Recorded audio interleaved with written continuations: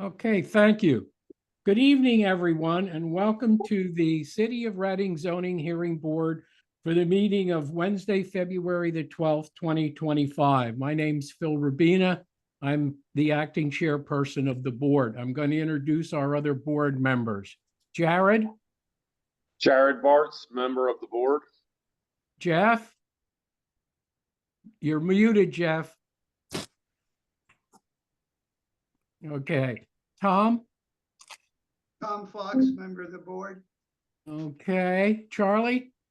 Charlie Jones, member of the board. Okay. Emily. Emily Diaz-Melendez with the zoning office. Steve. Steve Price, solicitor to the board. Okay, thank you. You got me now? Yes, sir. Thank you. You're welcome.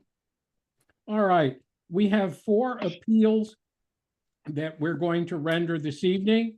And the first appeal is 2411-0032.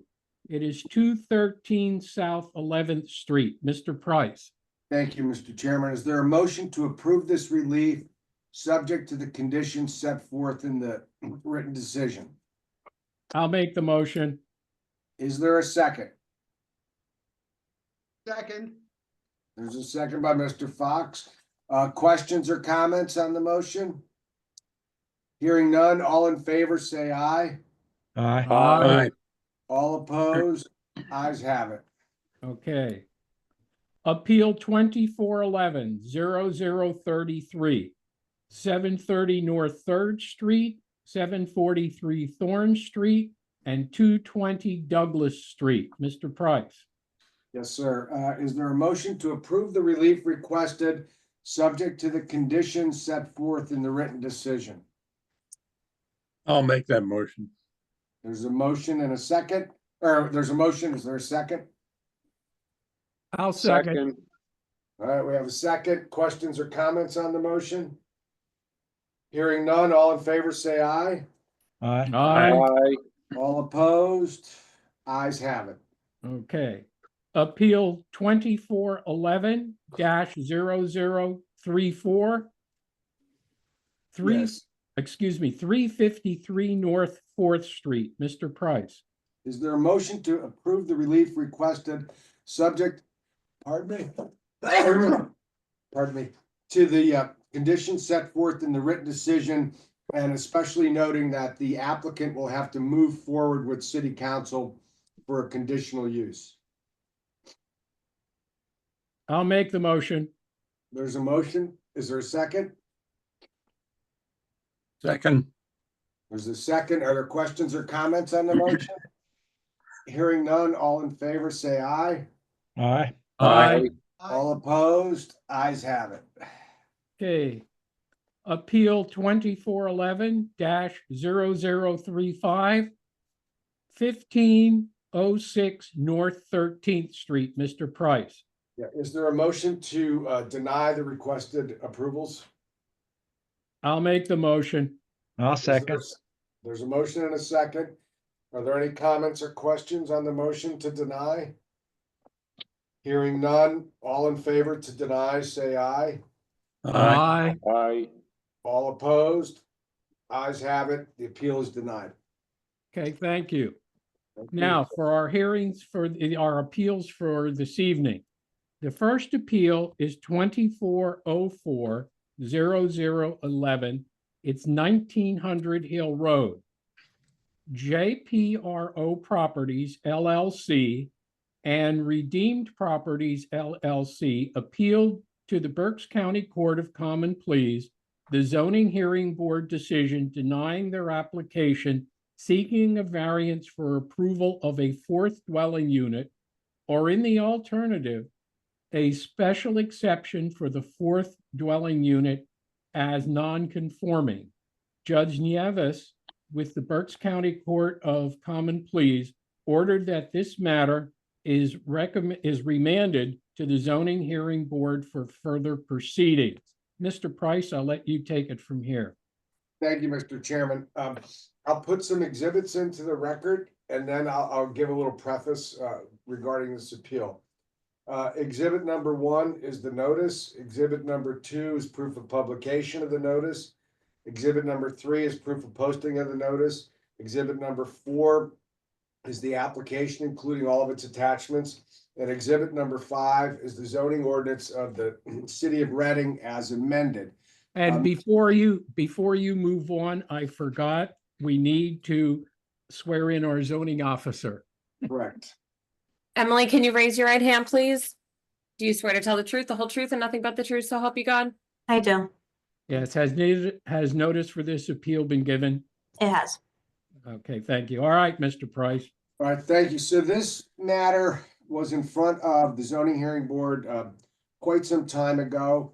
The applicant was pro se, obviously did not have counsel representing it. And subsequently, they appealed to the Court of Common Pleas. When this was argued and briefed in front of Judge Nevius, Mr. Reddy, who's going to enter his appearance for the applicant, apprised the court that there was testimony and exhibits and facts that would tend to support that there was an existing fourth unit there that would be considered a non-conforming use, which wasn't produced at the original hearing. The judge remanded it back for you, the board, to hear this testimony and review these facts. I think I've summarized what happened there, and you can correct me or add to it if you want. But with that, I would say I'll hand it over to you and you can enter your appearance. Thank you. Joel Reedy on behalf of JRPO Properties LLC and Redeemed Properties LLC. I would also ask to add the exhibit that we had provided. I can either, I don't know if you want me to email it or put it on the screen, but we've provided a 19-page document regarding documentation for this property that I'd like to add. All right, so that would be exhibit 6. We'll make that exhibit 6. And then if you can either put it up on the screen or get it to Emily for the board to look at when they have their executive session, that would be fine. Okay, sure. I can do both if you'd like, but I'll start, if I may, by just sharing my screen here. All right. Can everybody see this okay? Yeah. Okay, so I just want to briefly run through this as an offer of proof. I do have my the members, I should say, of my two clients here tonight, Louis and Jessica Centrone, who are available to testify if necessary. I'll run through an offer of proof of what they'll testify to in just a moment, but I first wanted to just demonstrate this document. One of the main things that Mr. Price and I spoke about when this was before Judge Nevius was just more photos of the outdated appliances and everything that we had found, as well as electric meters that were outside the building when this was purchased. As we'll discuss in just a moment, my clients purchased this building, which was advertised on MLS listings as a 4-unit apartment. It has been inspected for many years as a 4-unit apartment. I'm going to go a little out of order of what's on this paper, so I apologize for scrolling so fast. The last of the 3 divisions here is roughly 10 pages of Reading reports going back to 2014 showing 4 units being inspected at this property, which demonstrates it has been a 4-unit apartment complex, for lack of a better term, throughout this the time period here, long before my clients had purchased. They did not add any units, as they'll testify. I'll skip back to the beginning again, apologize for the fast scroll. They will testify that these photos are true and accurate reflections of the property, both before and after they renovated. At the top, or in this case, this is a before picture. The next one is after their renovations when they went in. Louis Centrone will testify that he has been involved in construction for more than 20 years. He is a licensed contractor. He is very familiar with Reading City permitting and codes. All of the work done in this place was permitted. All 4 apartments received permits and passed inspections. So before and after of each of these units shows that these apartments had been there for a very long time. You can see from the age of the appliances, Mr. Centrone will testify that none of the appliances, once they moved in, were saved. They went through and determined all of them were too old to use. They were all taken out, put on the curb, gotten rid of, and new units and new cabinets and everything here were installed. I'm just going to keep scrolling again, just showing the before and after. You can see old cabinets versus new cabinets, old appliances versus new appliances. quite a bit of renovation. They took up tile, again, very old tile bathrooms that had been in place in all 4 of these units for a very long time. There's showing here the 4 electrical meters, just trying to kind of give you a picture of it. Excuse me, 5 electrical meters, 1 for each unit, and there's 1 for the owner of the building that covers any common area spaces. So this has been on 4 different, each unit of the apartments has been on its own electrical for a very long time. That predates my clients coming in, as best we know. The gas were a little unclear on exactly timeline, but also appear to be, I think, on 4 at this point. So I'll stop sharing. I can email that to Emily so you all have it as an offer of proof. And again, I'll try to be as speedy as I can be here. Jessica Centrone would testify to the subject property and to her involvement looking at it as a listing with a realtor. She would testify that there are 6 parking spaces, as would Louis Centrone. They closed on the property February 21st of 2020. Again, for going back at least 6 years, that's as far back as I've been able to obtain records. It was inspected that we have based on what they were able to find in the records we're producing tonight. It was advertised and sold as a 4-unit apartment. Sorry, Steve, I just noticed you were looking. Is everything okay there? Yeah, no, I just can't see it from my seat, so I have to walk up. Sorry about that. Okay. No, I'm old and decrepit. There are 5 panels and meters outside, as we discussed, 1 for each apartment and 1 for the owner. Several utilities also had account for 4 units. She's spoken with Xfinity. They have 1 account set up for each of the 4 units. Currently, there are the neighbors have had a positive reaction. Both of my clients would testify to positive reactions from the neighbors. This property used to be known as the Pumpkin on the Hill, I guess because it was orange. Thankfully, it's not known that way anymore. It has been renovated and cleaned up. Let me skip through a few of these. There are no toxic fumes. There is sufficient parking. There's nothing being done at the property that would be unusual or out of the nature of residential property. One issue here that both of them would speak to is that it is not clear which of the 4 apartments was added. It's not clear which one was the latest in time. So there's really an issue also of even which of these would not be the approved unit to use. They would both testify the character of the neighborhood would not be changed, that they would both suffer an economic loss if they had purchased this at price at a 4-unit apartment and checked out at a 4-unit apartment. They also did significant investment financially to bring all of these up to speed. They've had them inspected, they had the permits pulled, and at no point was that brought up. They did not expand anything in the existing apartment building. So important to note, they didn't add in a bathroom or anything like that to any of these 4 units. It is as they came. At the prior hearing, there was introduction of exhibits of a floor plan, and I can put that in again if it's necessary, but demonstrates the 4 units. We believe we do meet the requirements for a variance under the unusual circumstances of this case. This does create more affordable housing in Reading, so we're hopeful that the board will see through to approve it.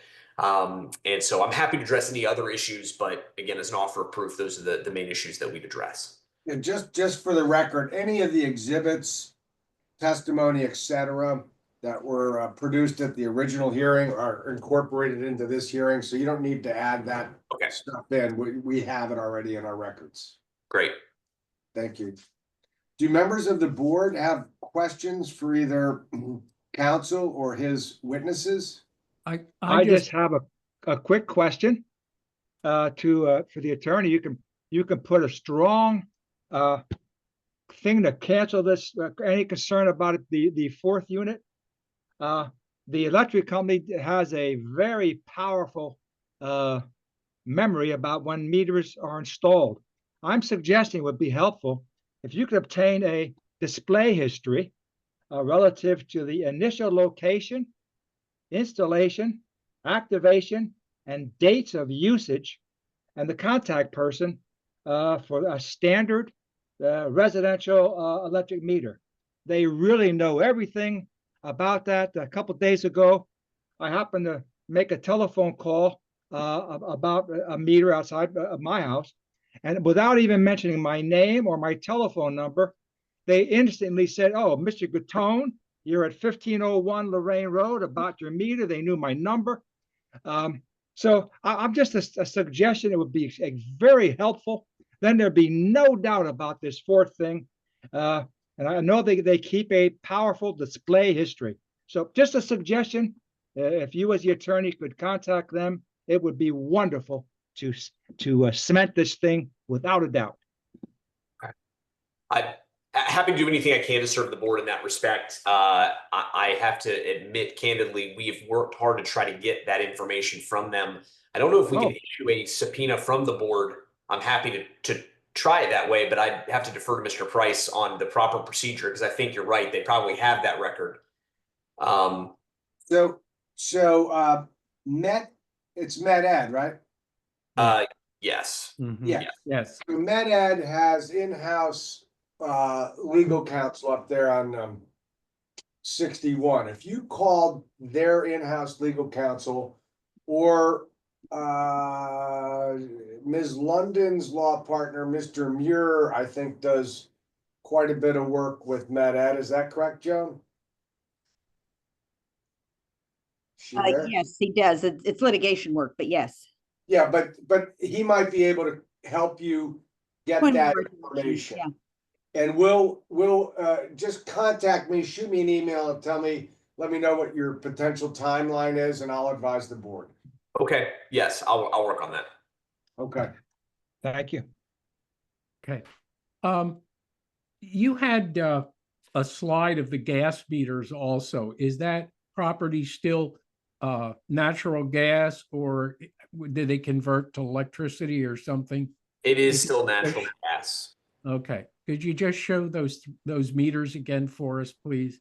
Because Yeah. I know they've been there for a while.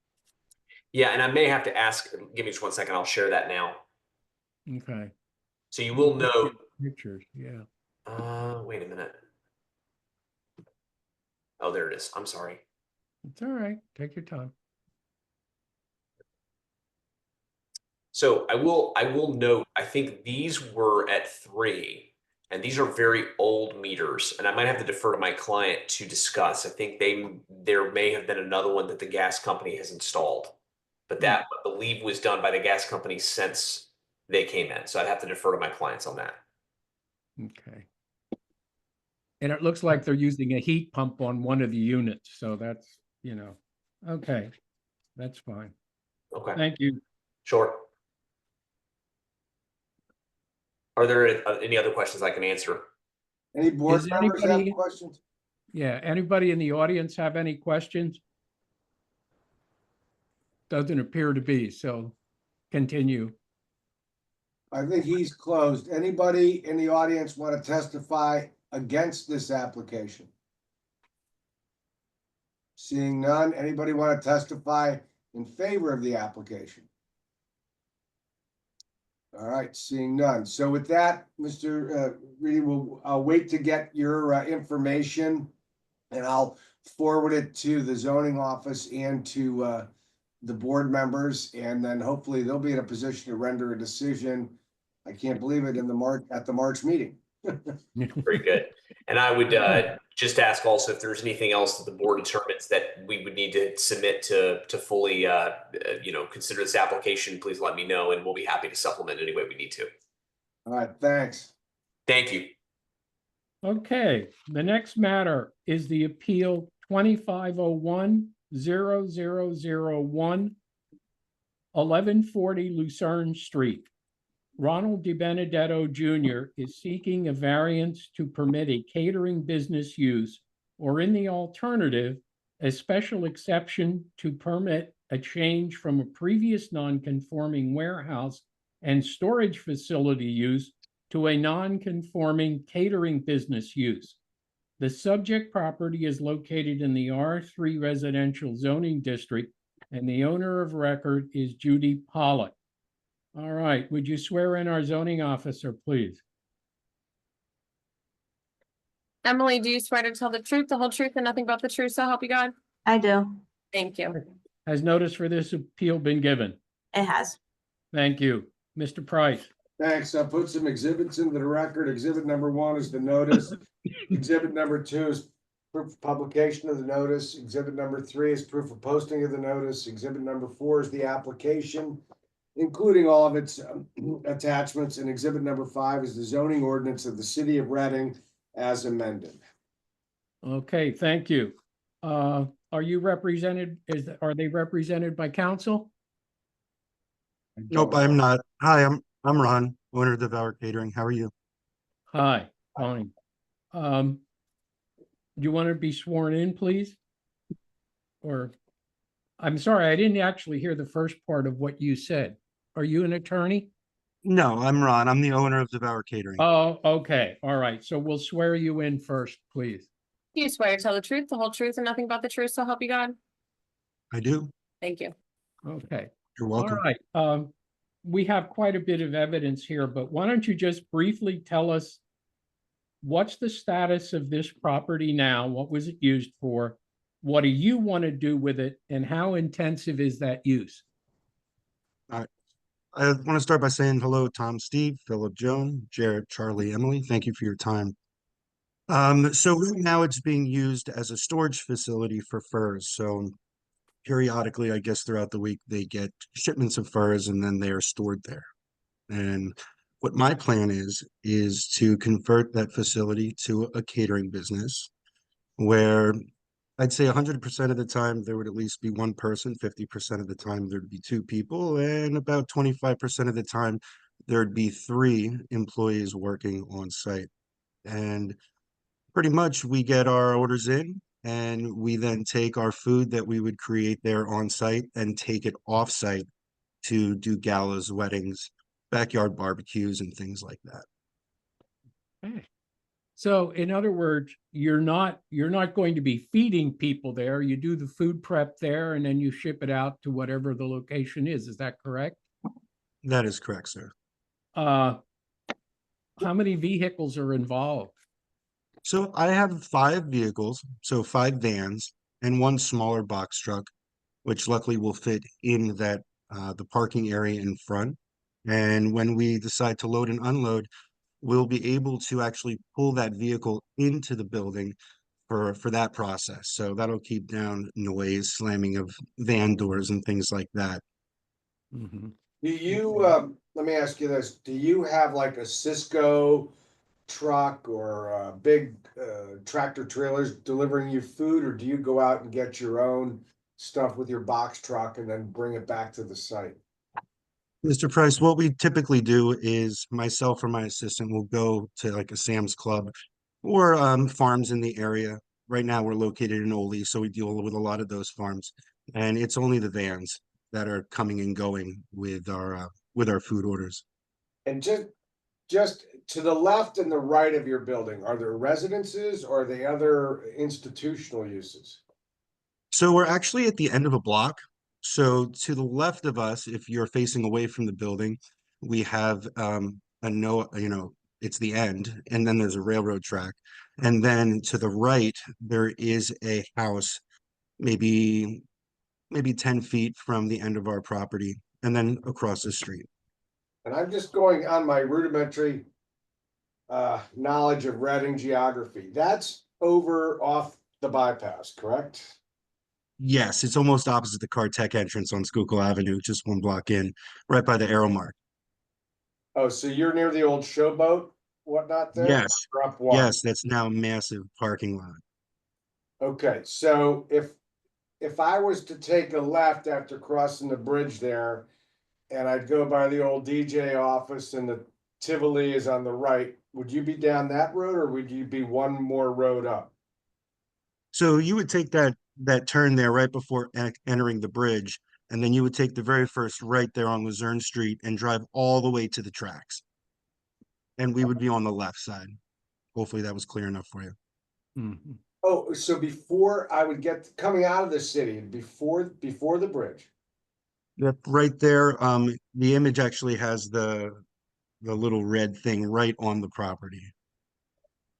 Yeah, Steve, if you want it, I have it up on the screen if you wanted to take a look. Is it? Thank you, Emily. I'm trying to think what the bridge would. This is the bridge right here. Oh, okay. So it's after. Oh, it's after. So it's like a block past Eberhardt's and whatnot.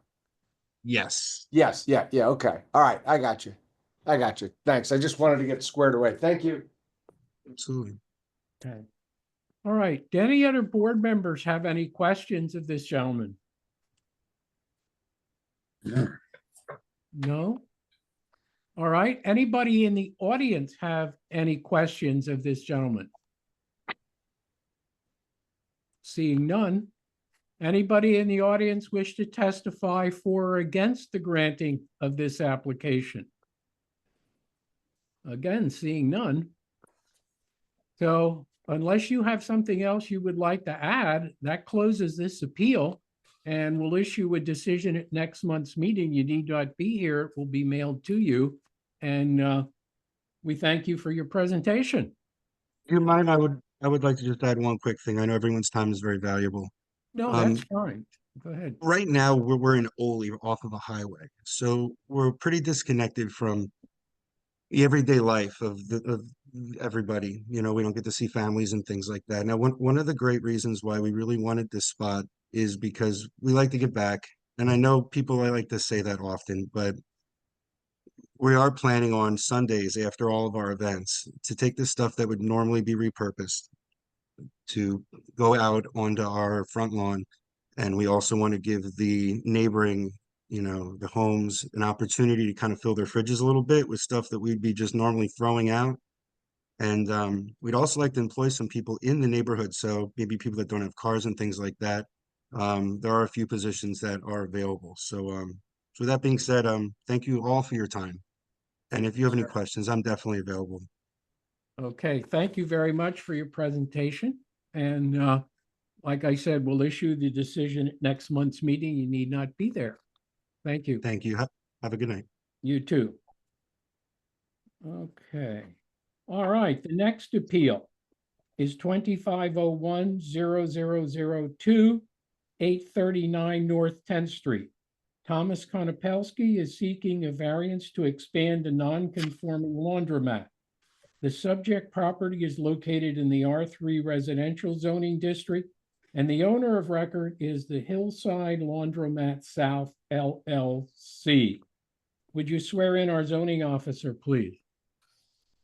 Emily, do you swear to tell the truth, the whole truth, and nothing but the truth, so help you God? I do. Thank you. Has notice for this appeal been given? It has. Okay, Mr. Price. Thanks. I'll put some exhibits into the record.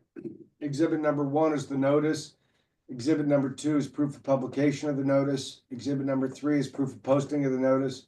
Exhibit number 4 is the application, including all of its attachments.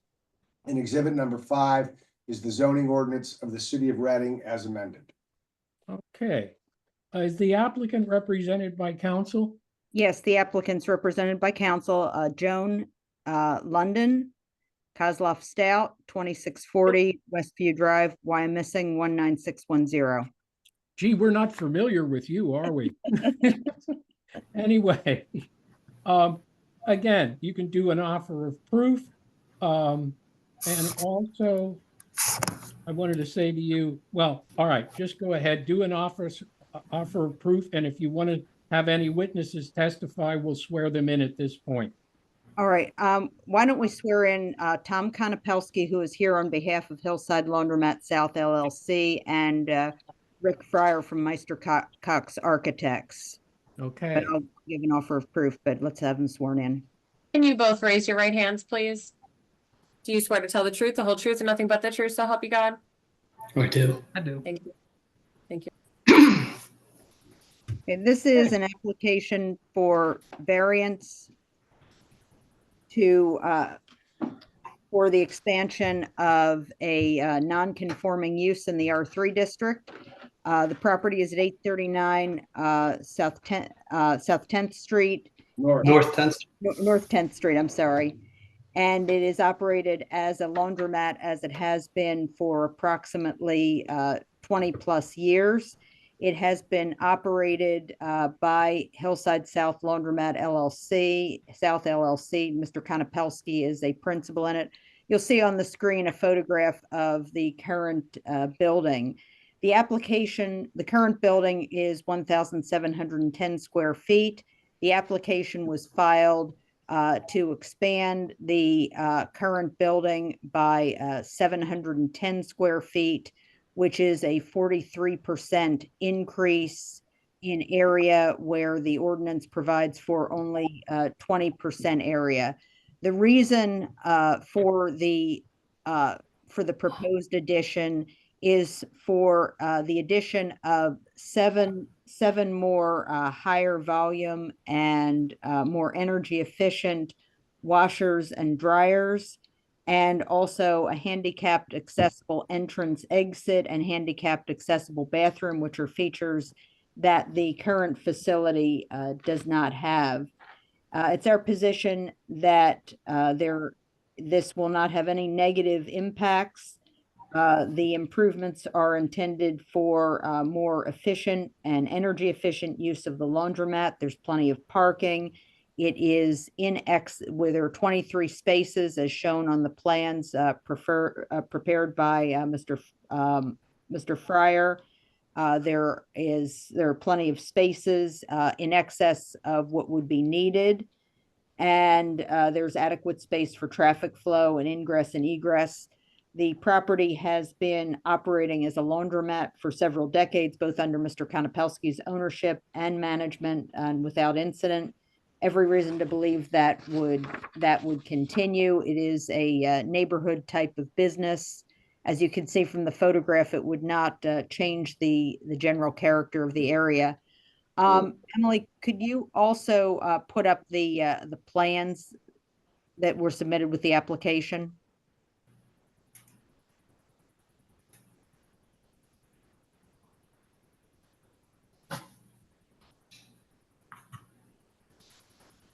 Now I'll ask Mr. Fryer to elaborate on the plans. Mr. Fryer's CV has been submitted to the board. We ask that it be marked as applicant exhibit 1 and that he be qualified as an expert. He is a registered architect in the Commonwealth of Pennsylvania. He's admitted. Yes. Thank you.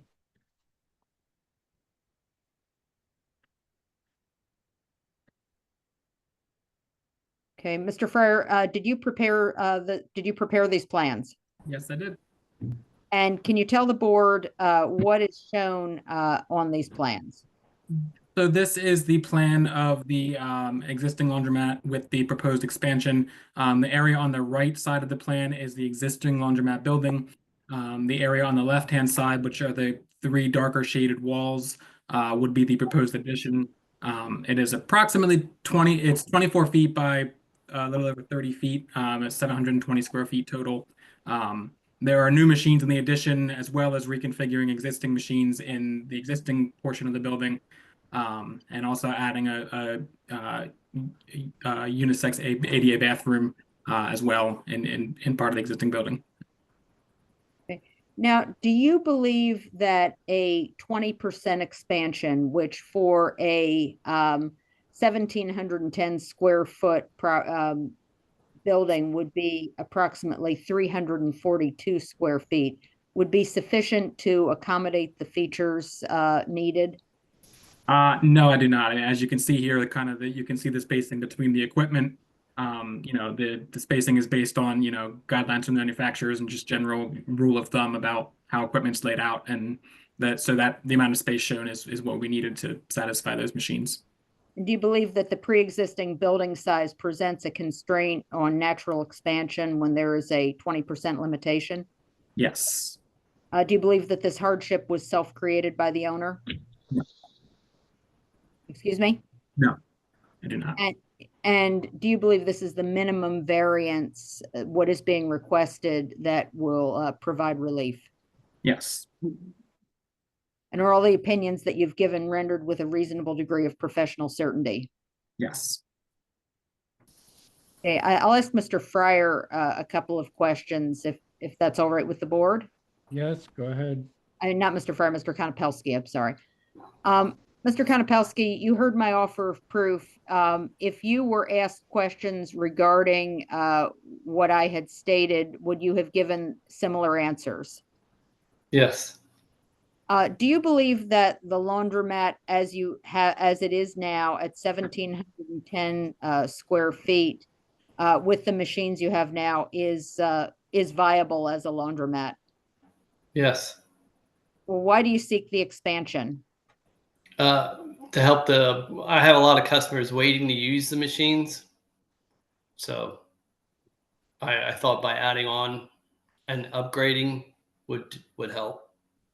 And by adding on and upgrading, would it make the laundromat more attractive and efficient to use? Yes. And are new machines also more energy efficient? Yes, much more. And right now, do you have a handicapped accessible entrance and exit or handicapped bathrooms? No. So as part of the reason that you want this expansion is to make the building accessible? Yes. I don't have any further questions for Mr. Konopelski. Okay. Does any member of the board have any questions of Mr. Konopelski? Nope. I don't. No. No. Okay. Anybody in the audience have any questions? Just questions? All right, seeing none. Is there anybody in the audience who wishes to testify for or against the granting of this application? Again, seeing none. So, Ms. London, do you have anything else you would like to add? I don't have anything further. Ask for the admission of exhibits. Okay. And thank you. Thank you. And we will close the appeal with that. We'll issue the decision at next month's meeting. You need not be here. It will be mailed to you. And we thank you for your presentation and in particular, the detail. So thank you very much. Thank you for your time. Okay, you're welcome. All right. Our next appeal, 2501-0004, 921 Walnut Street. All right.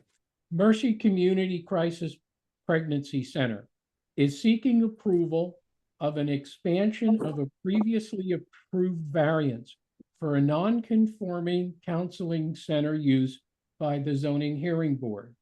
The applicant proposes to expand the use to include medical services for ultrasounds, STD, STI, and STD testing and prenatal care.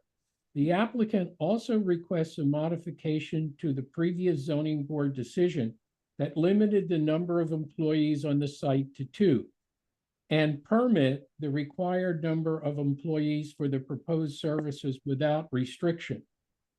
The applicant requests any other relief as needed to provide the proposed services. The subject property is located in the R3 residential zoning district, and the owner of record is the applicant. Would you swear in our zoning officer, please? Emily, do you swear to tell the truth, the whole truth, and nothing but the truth, so help you God? I do. Thank you. Has notice for this appeal been given? It has.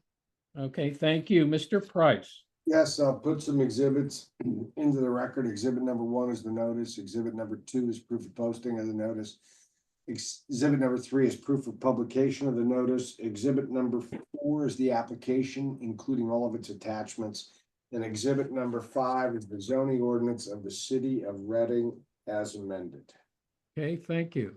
Are you represented by, is the applicant represented by counsel? Yes, good evening. This is Malin Boyer. Okay, thank you, Mr. Boyer.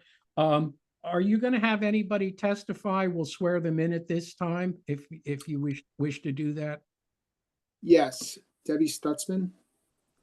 Okay, why don't we swear her in at this point and then you can begin your presentation.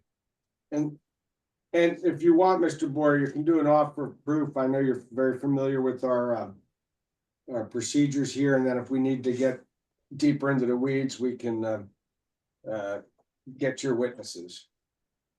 Thank you. Ma'am, can you raise your right hand, please? Do you swear to tell the truth, the whole truth, and nothing but the truth, so help you God? Yes. Thank you. Okay, Mr. Boyer, you may proceed. Thank you. I will begin with an offer of proof. The applicant is Mercy Community Crisis Pregnancy Center. Mercy is a nonprofit organization that serves the surrounding community. It provides counseling services for women in crisis, including support services like parenting education, supplies like clothing and diapers, and referrals for prenatal medical care. As noted on its website, at the heart of Mercy beats a message of love and a commitment to protect and enhance the lives of children and their families. Mercy presently uses the 921 Walnut Street property to provide counseling services to women. Mercy's present use of the property was approved by a decision of the Reading Zoning Hearing Board on April 14, 2004. The zoning board granted a dimensional variance and a use variance at that time to permit the construction of a counseling center. The prior decision stated that Mercy could have not more than 2 employees at the property. The prior decision stated that any expansion of use of the property would require further application to the zoning board. Mercy now seeks approval to continue its present use of the property with the addition of some medical services, including ultrasounds, STI, STD testing, and prenatal care, as well as educational classes and training. Mercy's medical services at the property will not include childbirth. Mercy will only offer prenatal care at the property. The proposed hours of operation will be 10 a.m. to 7 p.m. The proposed days of operation will be Monday through Saturday.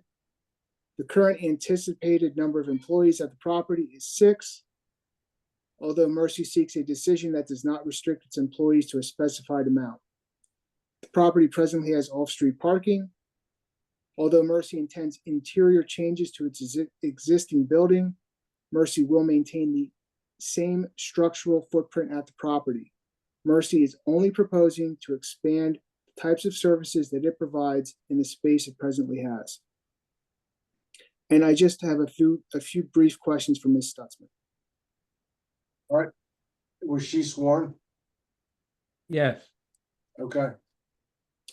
Ms. Stutzman, you are the executive director of Mercy Ministries, is that right? That is correct. Okay. Just very briefly, could you describe to the board what Mercy Ministries does? Yes, Mercy Ministries is a crisis pregnancy center. Our mission is to love, encourage, and equip her so she can choose life. We offer free services of options counseling, pregnancy and parenting education, free resources of clothing, diapers, wipes, and brand new baby items. We give classes on healthy relationships, and we have Bible studies. And could you please briefly describe the proposed medical services? Yes, the proposed medical services are pregnancy testing, limited ultrasounds, limited STI, STD testing, and prenatal care. And what education and training is being proposed at the property? Well, we would like to offer youth and women classes consisting of healthy relationships, self and safety awareness, cooking and baking classes, and after-abortion counseling, as well as Bible studies. Do you think that the expanded use of property will have a negative impact on the neighborhood? No. Is the expanded use needed to provide greater services to the surrounding community? Yes. Will the expanded use affect any of the adjacent properties in any way? No. Will the expanded use substantially increase any traffic congestion at the property? No. I have no further questions for Ms. Stutzman. I just have one. If you are going to hold these classes and counseling and so forth, all of which I think are really great things, are these really small groups, or are these like maybe 15, 20 people that might drive there? Or is it usually very small groups who might come from the local area or just maybe by a car? Question. Most of our clients are on foot. With the youth, most times they're in the neighborhood, as well as their parents will drop them off. They do not stay. Okay, thank you. Been most helpful. All right, any other board members have any questions? All right, No. anybody in the audience have any questions? Did I cut somebody off when I said questions? I thought I did. Okay. I don't think so, Phil. All right, and nobody in the audience has any questions? Okay. Mr. Boyer, do you have anything that you would like to add? Just a brief closing, if I might. Yeah. It's the position of Mercy Ministries that the expanded use is not going to alter the essential character of the neighborhood. Mercy is already using the property. The expanded use will not create an undue concentration of population. The use will not impair an adequate supply of light and air to adjacent properties. It's the exact same structure. It's not going to create a significant threat to public health or safety. In fact, Mercy's mission is to help the community. It's not going to be detrimental to the public welfare, and the expanded use is consistent with the already existing use previously approved in 2004. Thank you.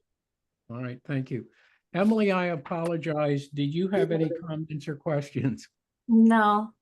All right, thank you. All right, that concludes this appeal. I will issue a decision at next month's meeting. You need not be here. The decision will be sent to you. And we thank you and continued success with your mission. Thank you. Great. Thank you very much. Thank You're you. welcome. Okay. The next appeal we have is 2501-0005, 25 South Front Street. Reading Area Community College is seeking a variance from the floodplain overlay zoning district requirements in order to expand and update the existing student union building. Specifically, the applicant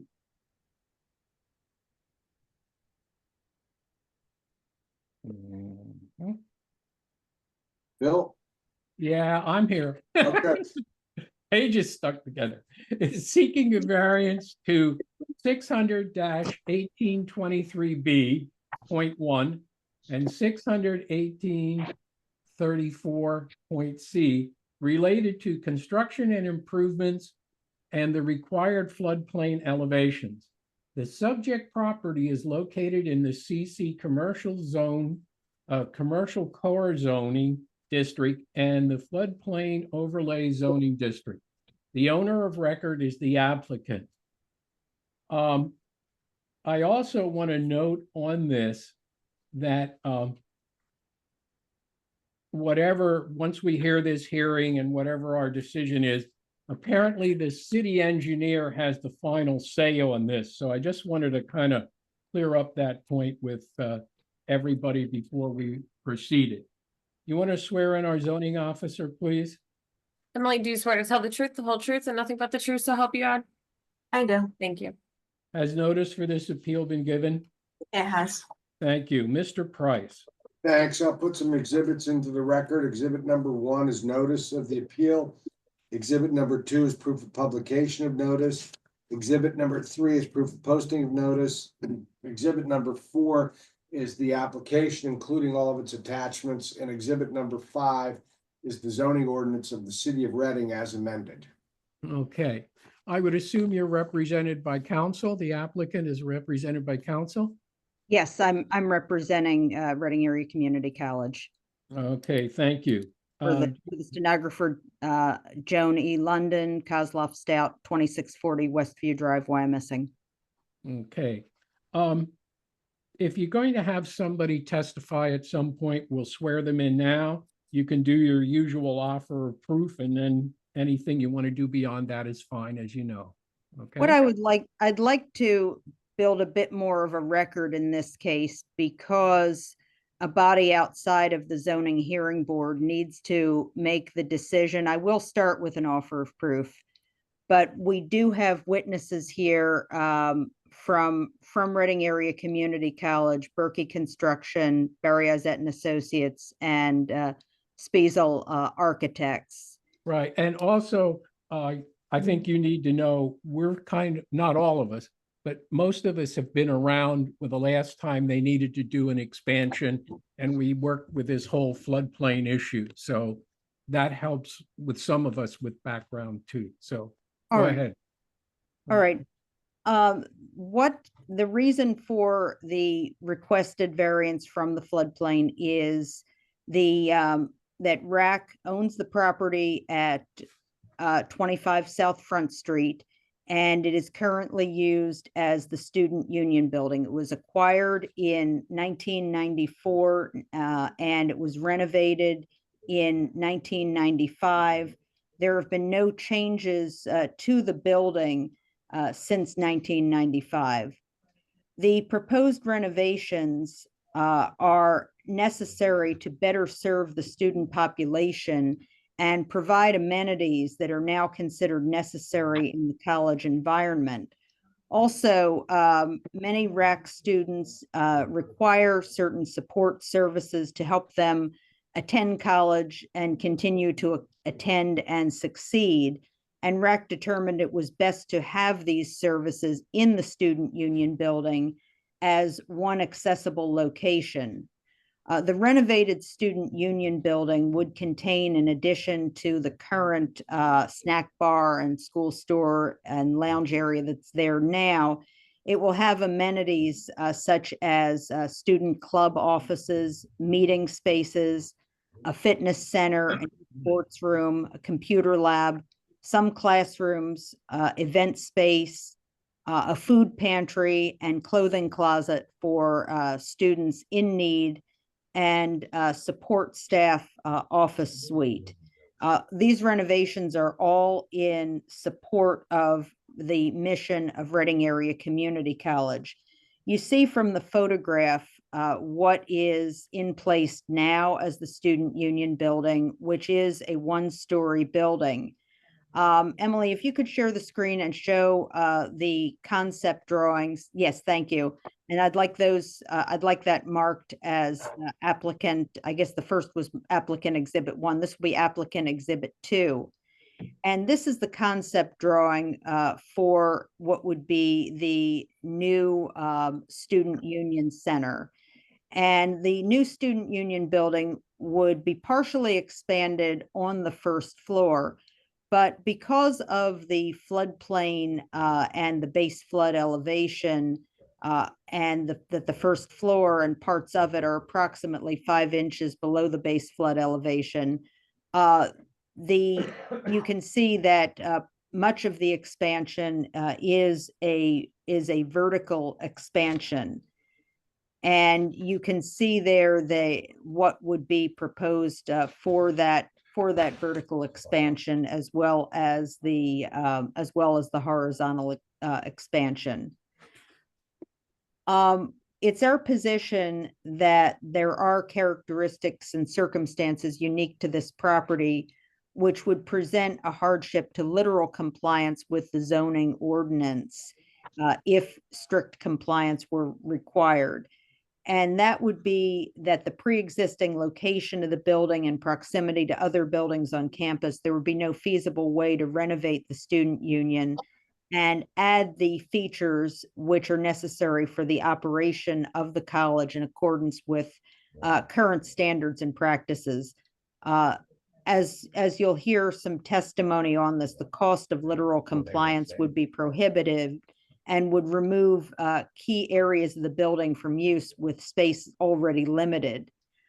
This project is also being paid for in part by grant funds, and the delays necessitated by the studies and additional planning required for literal compliance would jeopardize those grant funds. And there would also lead to more expensive construction, diverting monies away from RAC's core functions and the functions of the student union building project. There would be methods of construction that would be utilized that would be flood proofing, called wet flood proofing, that would include practice of use of materials which would not be damaged by floods, having doors and gates that would be able to be opened so that water would simply flow through and prevent the increase in the base flood elevation. And again, placing most of the construction upstairs, including electrical and mechanical, being placed on the second floor and the HVAC units on the first floor. It would be an enhancement to not only attractiveness, but also safety. It would not create any kind of excess traffic. It would be the way to best serve the needs of the student. I have Ken Deerstein here, who was already sworn, who is an official of REC. He is a vice president of Reading Area Community College. Mr. Deerstein, you heard my testimony, or my offer of proof, I should say. If you were to testify, would you testify the same as I stated in my offer of proof? Yes, I would. Okay. And is there anything that you would want to add to what I had said in my offer of proof? The only thing I would offer is that this is part of our overall 10-year master plan. The first big project, as Mr. Rabina mentioned, was one approved by the Zoning Hearing Board a few years ago for the Weiss Healthcare Pavilion, which is directly to the left. You can't see much of it on this picture, and is a diamond in the area, along with the surrounding quad area that you can also see in here. The bridge is straight ahead of you. So we plan on doing everything the right way and ending up with a very attractive building. But more importantly, the most important thing to all of us at RAC is student success, and this will allow for that in a multitude of ways. Okay. How long have you worked at Reading Area Community College? Been here 11 and a half years. Okay. During the time that you have been employed by Reading Area Community College, have there been any flood events which impacted the city of Reading? Not that I'm aware of, not since I've been here, no. Are you aware of any high water reaching the student union building in any storm events that you have seen in your 11 and a half years? Not in my 11 and a half, no. Okay. I don't have any further questions for Mr. Deerstein. Any board members have any questions of him at this point? If you do, sing out. Nope. Nope. Okay, anybody in the audience, any questions? I don't see any. Okay, continue. Okay, I would like to have Paul Schmall testify. He is the engineer on the project. I just have to interrupt. I did not swear any witnesses in on this hearing. Oh, you Oh, did I not? thought you Okay, did.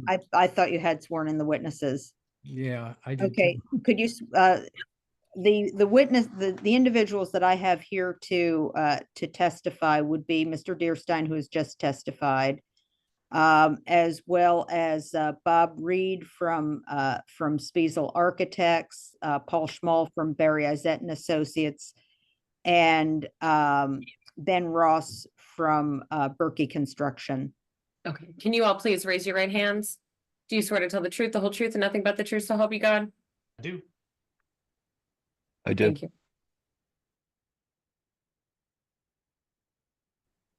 Okay, I will call Paul Schmall as a witness. Just have your prior witness reaffirm his testimony, please. Yes. Mr. Deerstein, can you take yourself off mute?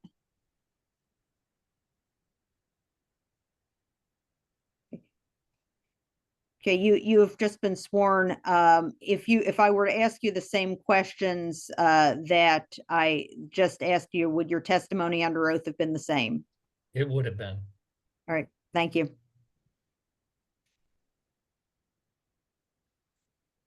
Okay, I had submitted a CV for Mr. Schmall. I would like that marked as, I guess, applicant exhibit 1. It would be 3. Or 3, I'm sorry, 3. That's fine. Okay, Mr. Schmall, are you employed by Barry Izett and Associates? Yes. Are you a professional engineer in the Commonwealth of Pennsylvania, licensed as such? Yes. Will qualify. Okay, so you're, all right, thank you. So does your CV reflect your education, professional licensure, and representative project experience? Yes. Okay, are you familiar with Reading Area Community College? Yes.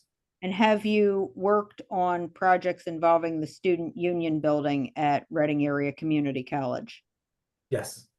Okay, there is a plan that was submitted titled Existing Features Zoning Plan.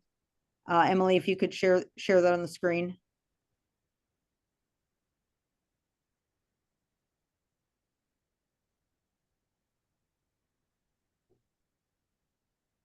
Was it in your exhibits email from earlier? I believe it was in there. I think it may have also been with the application. Okay, one second.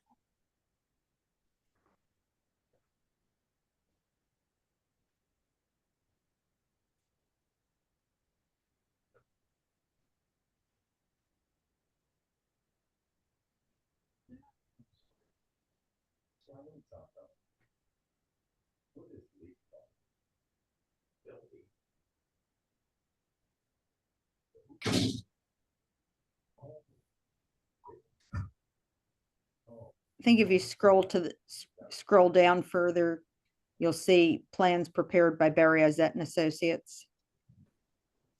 I think it's actually up. Go the other way. Maybe it's up. All right. Oh, it was the top ones? There you go. Yes, there they are. Okay, the first one is titled Existing Features Site Plan. Were you involved in its preparation? Yes. And could you describe what's shown on the existing features site plan? Yeah, we show the existing union building there. We show the surrounding existing buildings, show the pervious and impervious surfaces such as the grass and sidewalks. And as you can see, we show the FEMA floodplain as well.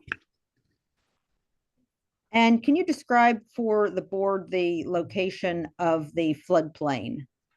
So the floodplain starts from the top of the bank of the Schuylkill River and moves towards the university in a westward direction. And if you can look on the plan there at the would be at the northeast corner there, there's at the very corner of the existing student building that shows where the floodplain ends for that property. So you can see it encompasses most of the site. What is the, in what zone is the student union building located? AE. And what is the risk of flooding in the AE zone? 1% per year. Without relief, what would be the requirement for the AE zone for construction of a non-residential building?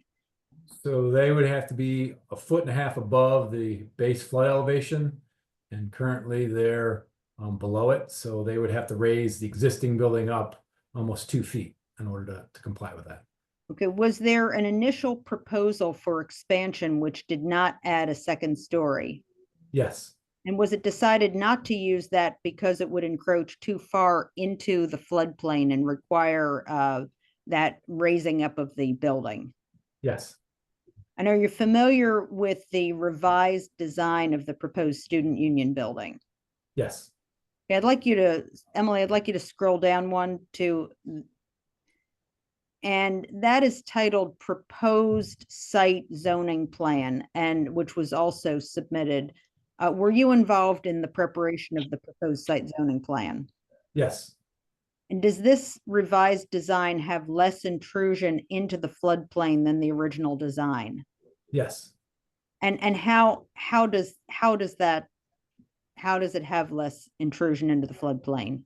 So most of the building or the addition will be on a second floor. As you can see there, it's just a small expansion on the first floor. So by moving the building going up, we don't take over space on the first floor. Okay, and can you define for the board what is the base flood elevation? We've been using this term throughout. I want to make sure that everybody's on the same page. Yeah, it's the water elevation that's expected to reach during a flood that has the 1% chance of occurring in any given year. And is the current ground floor below the base flood elevation? Yes, And by how much? by about 5 inches. Okay, now, if RAC had to comply with the literal terms of the floodplain ordinance, chapter 18 of the zoning ordinance, would that present a hardship? Yes, And can you describe that hardship presented? they would have to raise the existing building up so that it would be a 1.5 feet above the base flood elevation. And would that be an extremely costly proposition? Yes. Okay, now how does the proposed plan, which is a 2-story plan, mitigate risks at a more reasonable cost? So 2/3 of the new area is going to be on the 2nd story, which is above the base flood elevation. The electrical mechanical elements are on the 2nd story. They designed the HVAC unit on the roof. We have flood resistant materials, and there's instruction to open doors and to open floodgates to prevent damage when the increase and not to increase the base flood elevation by doing that. In your professional opinion, do you believe that this design is the most feasible design to take the greatest area above the base flood elevation? Yes. And are you familiar with the relief being requested from the city's floodplain regulations? Yes. Do you believe that what is shown on the proposed site plan is the minimum variance necessary to afford relief and allow the renovation and expansion of the student union building? Yes. Do you believe there will be any negative safety impacts if the relief is granted? No. And why not? Because the existing building is currently below the base flood elevation, and all the electrical and mechanical units are located above the base flood elevation. And once again, floodgates are incorporated in the proposed design to allow water to run freely and not to rise against the building walls. And are the opinions you've given this evening rendered with a reasonable degree of professional certainty? Yes. Okay, I don't have any more questions for Mr. Schmoll. Okay, anybody on the board have any questions? No. Nope. Okay. Emily, questions? No questions. I just wanted to reiterate to the board, it was noted in my staff report, but city staff did have 2 meetings with RAC staff, and they are well aware of the cities and the city engineers requirements for getting this project to move forward. They are aware of what we're going to be looking for in regards to land development. And so just wanted to make that on the record. Thank you. Mr. Price? I have nothing. Okay, all right. Continue, please.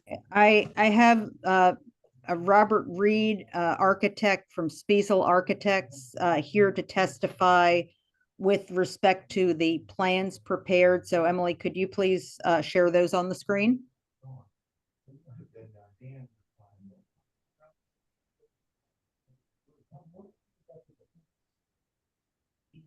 All right.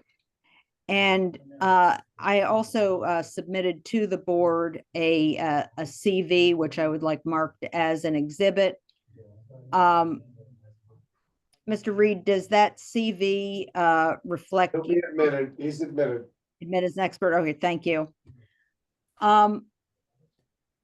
Reed, are you familiar with Reading Area Community College? Yes, I am. And have you worked on the project for the student union building in the past year? Yes. Okay, now, there was a 5-page set of plans that was submitted. Were you involved with the preparation of those plans? Yes. Right. Now, on the shared screen, there is an existing proposed ground floor plan. Can you describe what is shown? Yeah. So the in the orange box, that's the existing building. So then the so that, and there is actually an additional portion of the building that's to the left that's being removed because it's at a lower elevation that would be further below the base flood elevation. So we're removing that smaller portion of the building, and then everything to the left of that orange box and to the top is being added. And approximately what is the square footage that is being added? So on the first floor, there's a total of 17,000 square feet being added, but on the first floor, it's only 3,945 square feet, with the balance of 13,420 being located on the new second floor. Okay. Okay, Emily, could you please advance the plan another slide?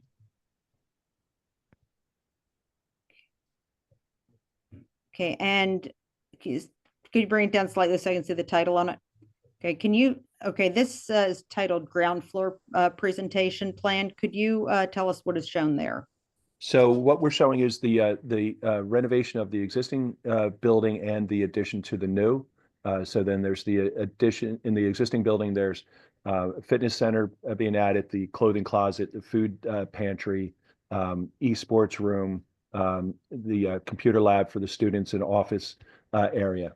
And in the addition to the left is the entry to the building, the Ravens Lounge for the students to have formal and informal presentations and socialization, and some associated lounge spaces and conference rooms. And Emily, could you advance the next slide to the second floor plan?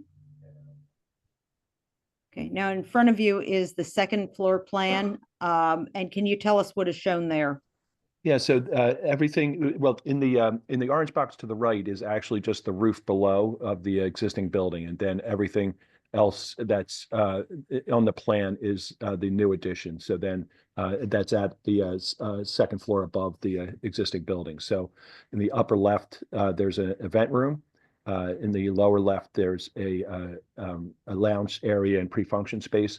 And then as we move to the right, there's support spaces for the event room, classrooms and conference rooms, and also the electrical room and mechanical room, which in many buildings would be on the first floor, but because of our efforts to raise that up above the base flood elevation, we have our main electrical switchgear and mechanical equipment all located at the second floor or on the roof. Okay, and Emily, could you advance that to the slide's exterior elevations?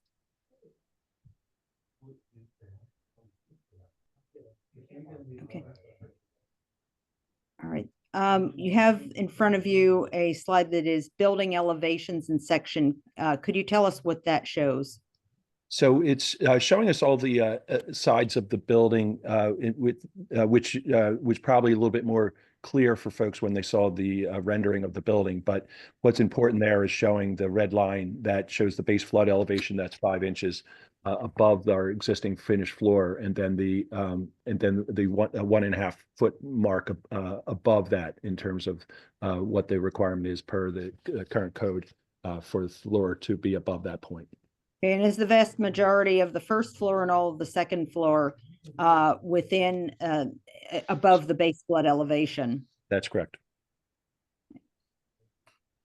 Okay. And could you go to the exterior elevations plan? That is the elevations that she was on. I'm not sure if you want to. There's one, I believe, that was titled exterior elevations. That would be the sheet. Okay. Okay, looking at the exterior elevations plan, does that state the base flood elevation? It does. And what is the base flood elevation? Quite honest, if you wouldn't mind zooming in on that area, I'm having a hard time seeing it on my screen.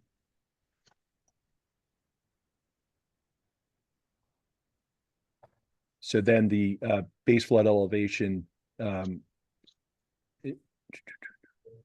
208.4 feet. Okay, and what is the elevation of the first floor? 207.98 feet. Now there's a reference to flood proofing on the exterior elevations plan. You heard the prior testimony as to flood proofing and what steps would be taken, floodgates, opening up of doors in the event of rising water and floods, and the use of certain materials that would be less likely to be damaged by floods. Do you agree that those are the steps that will be taken for flood proofing? That's correct. Okay. There was also a letter submitted from Mr. Reed to Ken Deerstein titled Certification of Wet Floodproofing.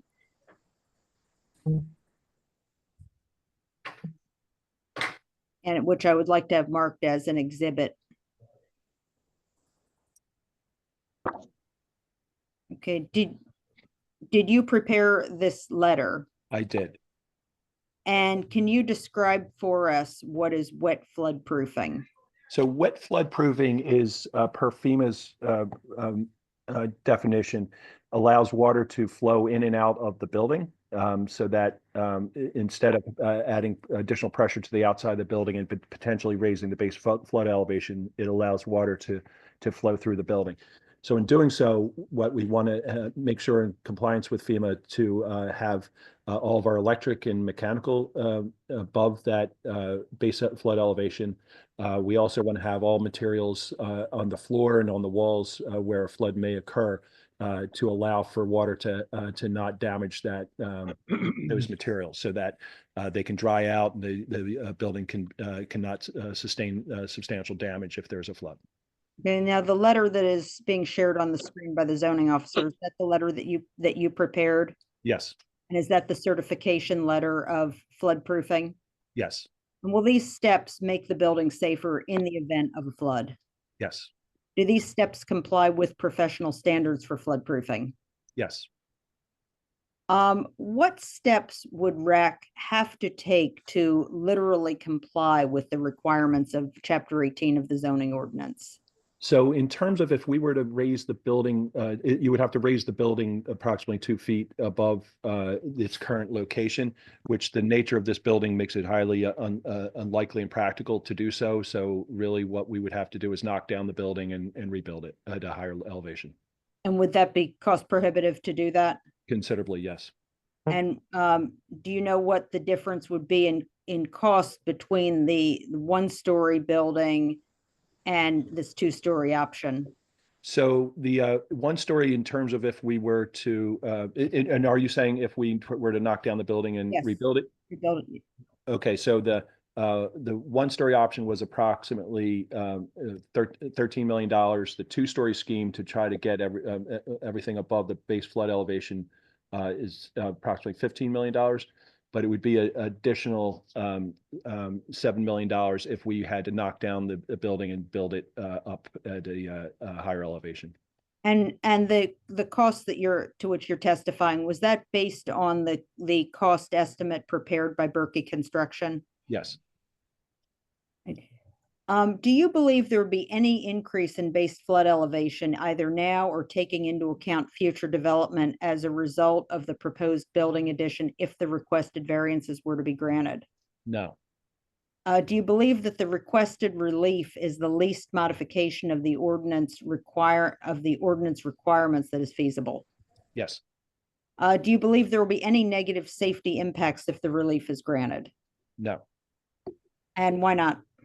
Because of what was stated earlier in terms of the items that could be hazardous, or in terms of if the electric and the mechanical is raised up above the base flood elevation, and also since all of the materials will allow to be are designed in a way to be able to be wet and dry again, then we would not have any negative safety impacts. Okay, are all of the opinions you've given this evening rendered with a reasonable degree of professional certainty? Yes. I don't have any further questions for Mr. Reed. Okay, any board members have any questions? Nope. No? Nope. Emily? No. Okay, Steve? I have none. Okay, continue, please. Okay. I really don't have any further questions. I have representatives of Berkey Construction here. If anyone has any questions, Ben Ross has been sworn. But because Mr. Reed answered questions regarding the cost estimate, I don't believe Mr. Ross's testimony will be needed. But if anyone has any questions of Berkey Construction, they're here to answer them. All right, I'm just I gonna have go. no questions. Go ahead. Who? I have none. Oh, okay. All right. Anybody in the audience have any questions of any of the people that testified? Seeing none. Any board members have any questions? Emily, nothing more? No questions. All right. Steve, you said nothing more? Correct. Anything you'd like to add, Joan? I'll move for the admission of our exhibits. Okay, Thank you. go ahead. Anybody want to testify for or against the application? Again, seeing nobody. Okay, that concludes the appeal. A decision will be mailed to you next month. You need not be here. We thank all of you. You gave us a tremendous amount of information, and we appreciated the detail. Thank you. Thank you. Okay. Thank you. So that closes our February the 12th hearing for the Zoning Hearing Board for the City of Reading. Hope all of you have a good Valentine's Day, and hope we have no more ice and snow. So, okay.